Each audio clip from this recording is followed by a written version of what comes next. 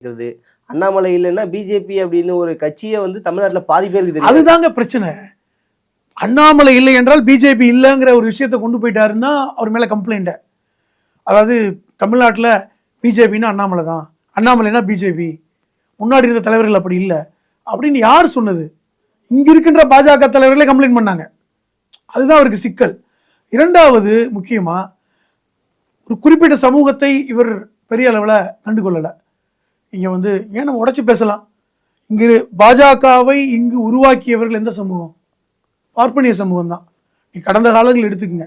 L Ganesan வளர்த்த பாஜக கடந்த காலங்களில் வந்து மயிலாப்பூர் தான் வந்து பவர் சென்டர், இன்னைக்கும் குருமூர்த்தி தான் பவர் சென்டர். ஆனா அதை உடைத்தார் அண்ணாமலை. குருமூர்த்தியுடைய பவர் சென்டர் உடைக்கப்பட்டது. குருமூர்த்தியுடைய பினாமியாக இருந்த அமைப்பு செயலாளர் யாரு? கேசவ விநாயகம், அவருடைய பவர் சென்டர் உடைக்கப்பட்டது. இது எந்த மாதிரி உடைக்கப்பட்டதுன்னு நம்ம பேச விரும்பல. அது எந்த மாதிரியான ஒரு அதுக்குள்ள சிக்கினாங்கிறது வேற.